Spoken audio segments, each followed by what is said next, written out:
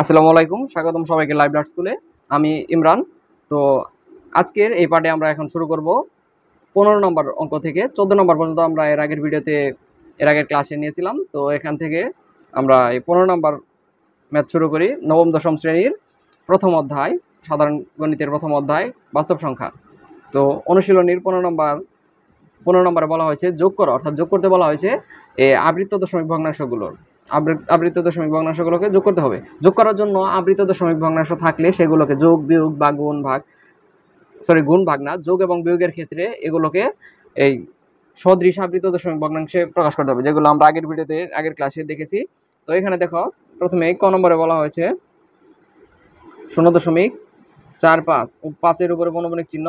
আবার এখানে 0.1 3 4 3 এবং 4-এর উপরে পৌনঃপুনিক চিহ্ন, এদের আগে যোগ করতে হবে। তো প্রথমেই আমাদের কি করতে হবে?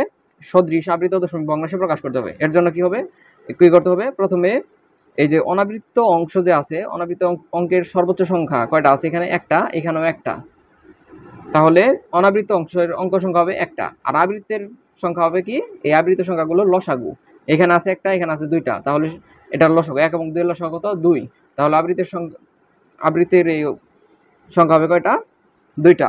তাহলে 0.45, 5-এর উপর পৌনঃপুনিক, এখানে লিখবো 0.45। যেহেতু এখানে আমরা লিখে নেই, অনাবৃত্তের সংখ্যা হবে একটা, আবৃত্তের সংখ্যা হবে কত?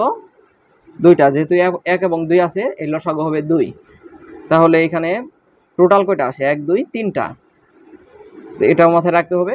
এরপর তাহলে যেহেতু 4 5 কন্টিনিউ হতে থাকবে, আবৃত্তের সংখ্যা যেহেতু দুইটা, তাহলে 2টা 5 লিখবো, 5 5। ঠিক আছে। তো এখানে আবৃত্তের সংখ্যা যেহেতু দুইটা, তাহলে কি এই দুইটার উপরে পৌনঃপুনিক চিহ্ন দিতে হবে।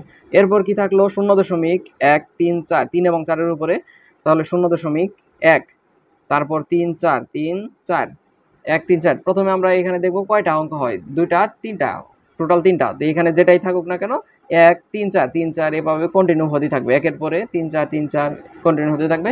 এখানে যে কয়টা অঙ্ক বলা থাকবে, ঠিক আমরা ওই সংখ্যা পর্যন্ত লিখবো আর কি। লেখার পর তারপরে আমরা দেখে দেখে পৌনঃপুনিক চিহ্ন দিতে পারবো আর কি। তো যেভাবে থাকবে প্রথমটা যেভাবে দেবো, পরেটা আমরা এভাবে দিতে পারবো, কারণ এখানে আবৃত্তের সংখ্যা হবে দুইটা। আবৃত্তের সংখ্যা দুইটা, আবৃত্তের অঙ্ক সংখ্যা কয়টা? দুইটা। তাহলে এখন আমরা এটা কি করবো? যোগ করব।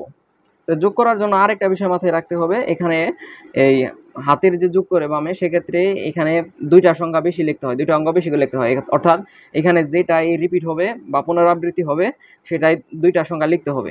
তো এখানে 5 যেহেতু রিপিট হচ্ছে, তাহলে আমরা কি লিখবো? 5 5।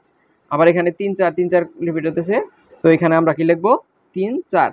এরপর আমরা সিম্পল একদম ক্যালকুলেটরে বসে যোগ করব। যোগ করার পর যেখানে পৌনঃপুনিক চিহ্ন আছে সেভাবে আমরা দিতে পারবো, অথবা হাতে হাতে করতে পারবো। 5 4 9, আবার এখানে 5 3 8। তো এখানে যদি 5 3 না থেকে অন্য কোনো সংখ্যা থাকতো, যেমন ধরো এখানে 7 থাকলো, 7 5 12, এখানে থাকতো 2, হাতের 1 এখানে এসে যোগ হতো। এই নিয়মটাই এখানে বইয়ে দেওয়া আছে, বলা হয়েছে। তো এটা কিন্তু আমরা ক্যালকুলেটরে বসিয়ে সরাসরি করতে পারি আর কি। তো 5 4 9, এখানে আমরা দাগ দিব। 5 3 8, 4 1 4 আর 1 5, দশমিক 0.0 যেটা আছে সেটাই, এবং এই উপরের নিচে আমরা যেভাবে পৌনঃপুনিক চিহ্ন আছে সেটা দিয়ে দেবো। অর্থাৎ তাহলে এখানে যোগফল কত হবে? 0.5 8 9, 8 এবং 9-এর উপরে পৌনঃপুনিক চিহ্ন।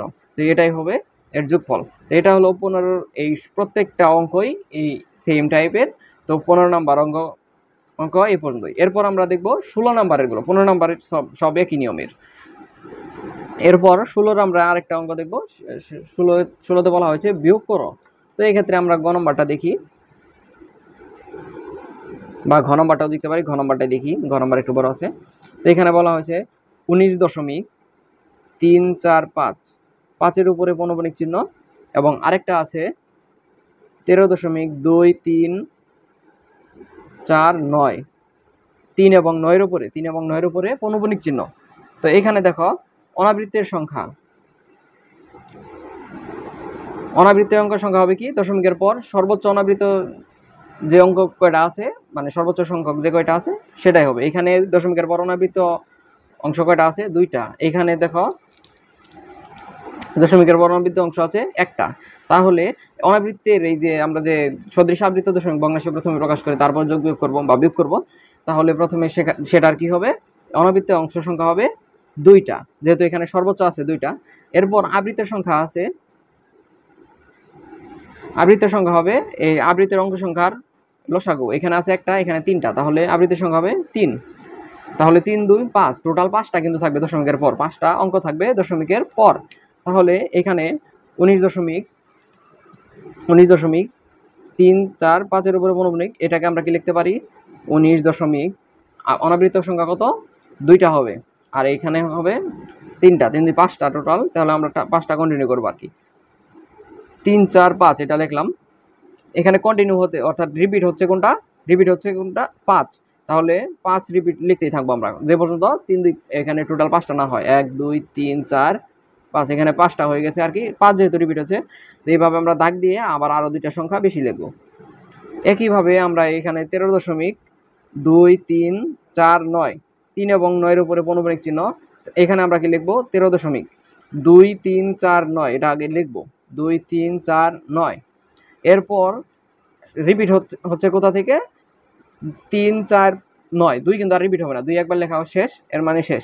এরপর 3 4 9 থেকে আমরা শুরু করব, 3 4 9 3 4 9 এভাবে যেতে থাকবে।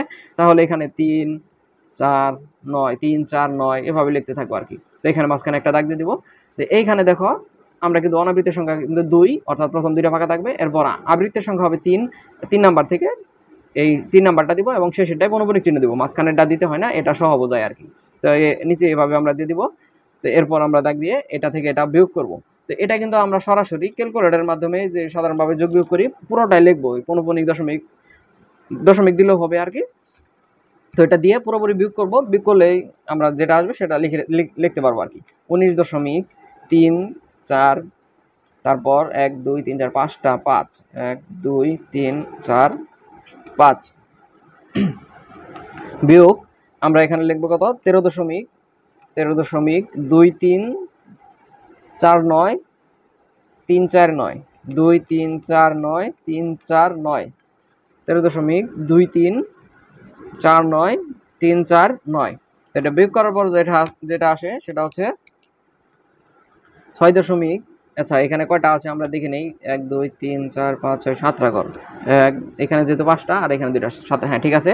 তো এখানে আসে 6.1106.206, এখানে একটা দাগ থাকবে, এখানে পৌনঃপুনিক চিহ্ন আসবে আর কি। তো এটাই হবে আমাদের অ্যান্সার, অথবা তোমরা চাইলে হাতে হাতে করতে পারো। তো এটাই হবে কি আমাদের অ্যান্সার। এখানে দেখো যদি এখানে হাতের এখানে 10 যোগ করো তাহলে মানে 15 হবে, 15 থেকে 9 বিয়োগ করলে 6, হাতে এখানে 1 থাকবে, 5 থেকে 5 বিয়োগ করলে 0, আবার 5 থেকে 3 বিয়োগ করলে 2, এভাবে তোমরা করতে পারো আর কি, করা যায়। তো কিন্তু তাড়াতাড়ি করার জন্য আমরা ক্যালকুলেটর ইউজ করতে পারি। তো এরপর 17 এবং 18 নম্বরে আছে গুণ এবং ভাগ করো। তো এটা আমরা পরের ভিডিওতে দেখবো, আজকের ক্লাসে এ পর্যন্তই।